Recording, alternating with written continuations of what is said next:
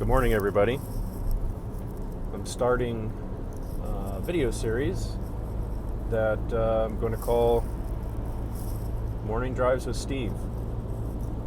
I'm going to be talking about a bunch of different topics, anything from business to fun trips, all kinds of fun stuff.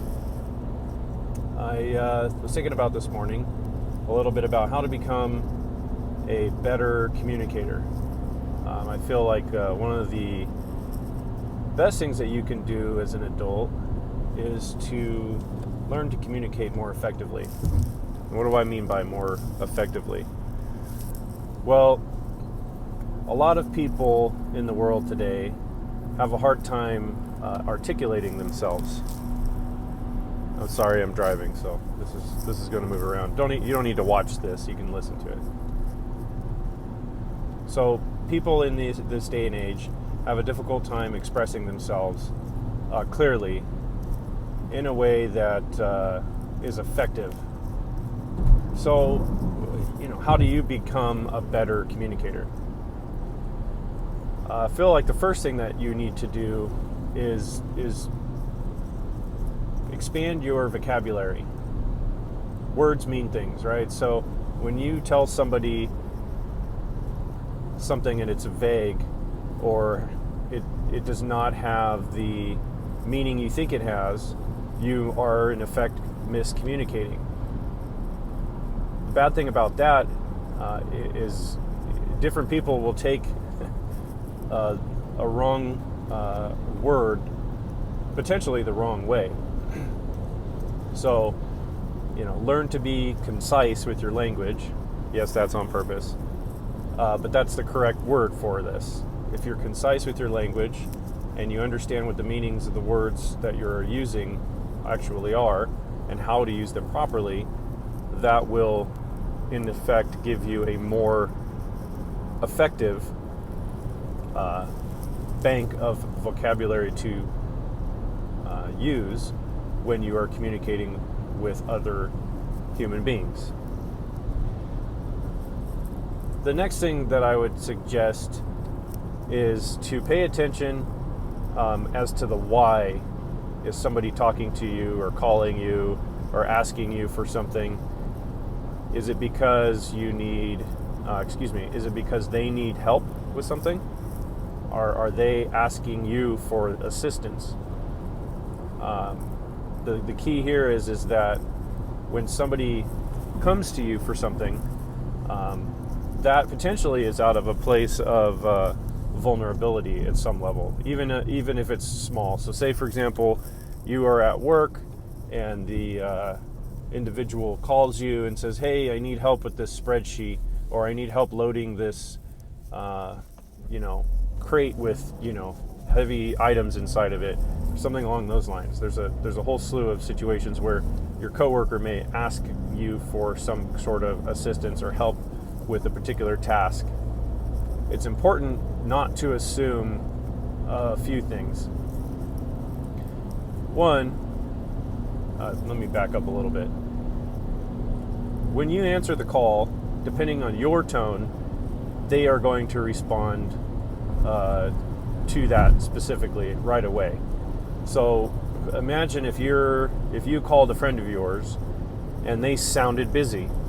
Right? Everybody knows what it sounds like when you call someone and they don't have the time for you right away. They are terse. They sound occupied. They're just not technically present in that exact moment. So you automatically assume that this person might be too busy in that moment to help you.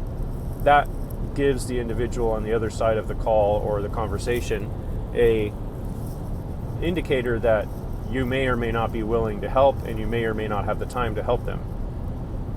If you learn to be more neutral with your tone and expect to potentially be interrupted when you are working, in some cases, environments are going to create that for you. You may have something as a job, or you may be doing a task that requires you to respond at a moment's notice to any sort of input. Doesn't matter what it is. Someone's interrupting you, you get a notification in an email, somebody walks up to you, somebody calls you, it doesn't matter.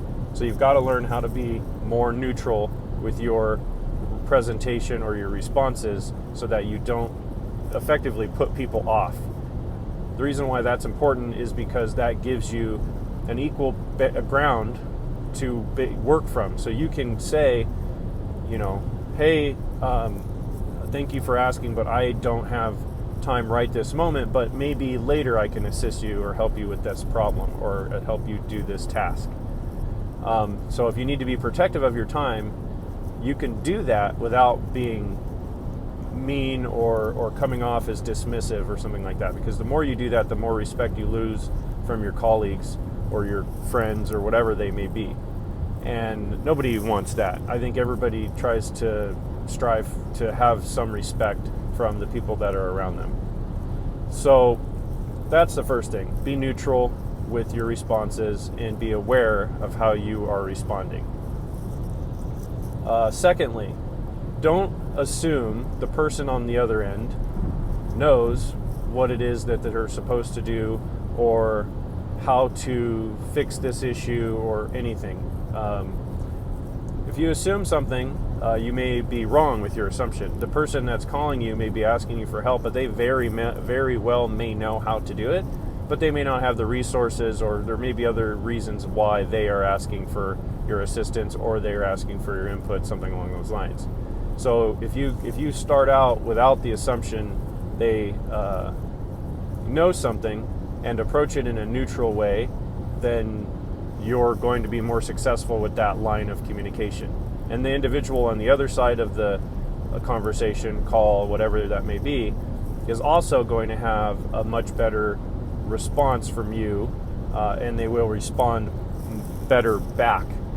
So, there is a cadence to that sort of conversation, and it will naturally play out, and then the tone will change based on how the conversation develops.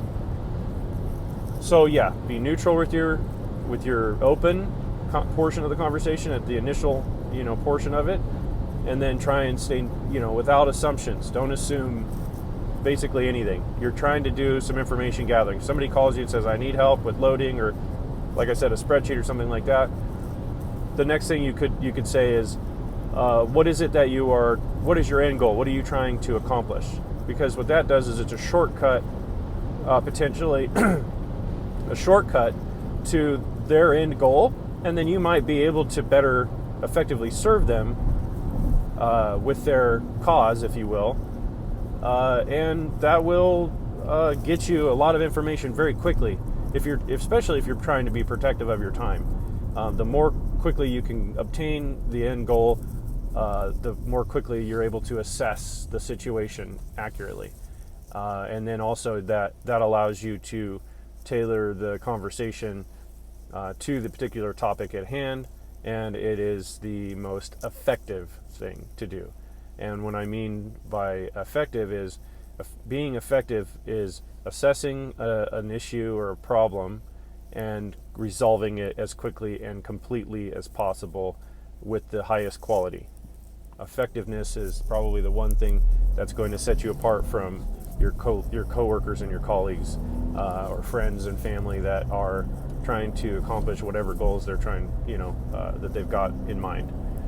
So stay neutral, don't assume, and be effective. Ask the right questions and you'll get the right answers. And if you are able to do those things, then you will be a much more effective and just in general, a better communicator. All right, you guys have a great day. That's Morning Drives with Steve. Thanks.